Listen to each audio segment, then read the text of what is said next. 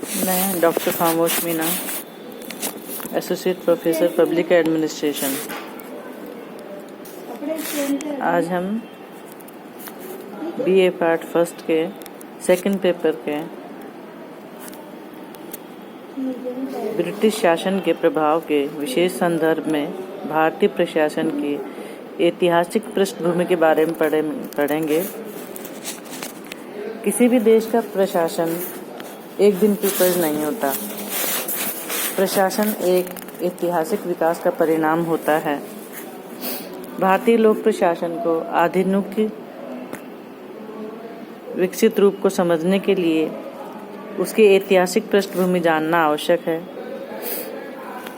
भारत उन गिने चुने गौरवशाली देशों में से एक है जहां प्राचीन समय से एक विकसित और सुव्यवस्थित लोक प्रशासन की व्यवस्था विद्यमान रही है।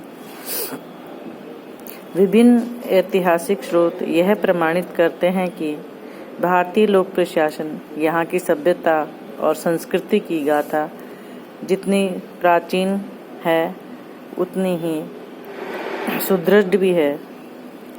अध्ययन की सुगमता की दृष्टि से इस लंबी यात्रा को मुख्यतः 3 भागों में, जैसे प्राचीन काल, मध्यकाल, आधुनिक काल, इस क्रम में प्रस्तुत किया गया है। ब्रिटिश काल के अंत में ऐतिहासिक विकास क्रम को प्रस्तुत करने के पश्चात इस अध्ययन के अंत में वर्तमान भारतीय प्रशासन पर ब्रिटिश शासन के प्रभाव को दर्शाया गया है। प्राचीन काल में मोहनजोदड़ो, हड़प्पा के अवशेषों से ज्ञात होता है कि सिंधु घाटी सभ्यता काल में शासन व्यवस्था लोकतंत्रात्मक थी। नगरपालिकाएं नगरों की व्यवस्था की देखरेख करती थी। उस दौरान एक प्रकार के भवनों का निर्माण, एक ही प्रकार की मूर्तियों का निर्माण और एक ही प्रकार का माप तौल का प्रचलन था।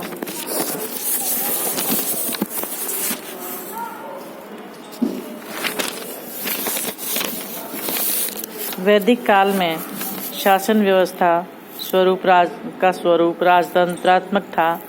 प्रशासनिक व्यवस्था का अध्यक्ष राजा होता था। समाज की छोटी इकाई परिवार या कुटुंब थी।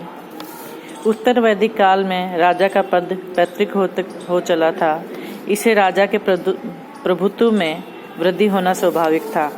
इस समय विभागों का गठन करके मंत्रियों को उनके संचालन की जिम्मेदारी दी जाती थी। प्रशासनिक अधिकारियों की संख्या में वृद्धि हो चुकी थी। मंत्रियों को रत्नीन नाम से संबोधित किया जाता था। न्याय का सर्वोच्च अधिकारी राजा स्वयं होता था। सभा और समिति की उपस्थिति राजा को निरंकुश होने से रोकती थी। महाकाव्य काल में प्राय राजतंत्रात्मक व्यवस्था थी। प्रजाजन की रक्षा करना राजा का प्रमुख दायित्व था। लोक कल्याण के कार्य करना राजा के लिए श्रेयकर माना जाता था। प्रशासन की छोटी इकाई ग्राम थी। ग्राम से ऊपर 10 ग्राम, 20 ग्राम, 100 ग्राम, सहस्त्र ग्राम तथा उससे ऊपर राज्य था। इन प्रत्येक प्रशासनिक इकाई की देखरेख में एक प्रशासनिक अधिकारी होता था। बौद्ध युग में गिने चुने राजतंत्र अधिकांशतः गणतंत्रों का वर्णन मिलता है। राजा का चयन प्राय चुनाव द्वारा किए जाने की व्यवस्था थी। भारत में प्रशासनिक दृष्टि से मौर्य काल एक श्रेष्ठ काल में गिना जाता था। इस काल का लोक प्रशासन अर्थशास्त्र नामक ग्रंथ से निर्देशन होता रहा है। अर्थशास्त्र के रचयिता कौटिल्य थे, जो कि प्रधानमंत्री से अधिक राजा के मित्र, दार्शनिक एवं पथ प्रदर्शक थे। उस समय राजा के गुणों पर अधिक बल दिया जाता था। गुप्त काल में शासन व्यवस्था राजतंत्रात्मक थी। प्रशासनिक कार्यों में सहायता प्राप्त करने के उद्देश्य से राजा एक मंत्री परिषद की नियुक्ति की जाती थी। राजपूत काल में वंश परंपरा के आधार पर राजतंत्रात्मक व्यवस्था थी। राजा संपूर्ण प्रशासन व्यवस्था की देखभाल एक मंत्रिमंडल की सहायता से करता था। भारत में निरंकुश एवं स्वेच्छाचारी शासन का दौर मुख्यतः सल्तनत काल में प्रारंभ हुआ था। इस युग में शासन का सर्वोच्च पद सुल्तान का होता था। मुगलकालीन प्रशासन के दौरान अत्यधिक केंद्रीकरण को बढ़ावा मिला।